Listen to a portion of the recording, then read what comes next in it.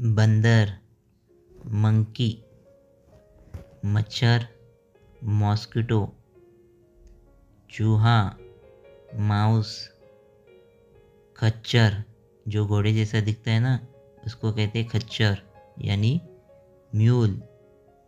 बैल, ऑक्स, चीता, पैंथर, सुअर, पिग,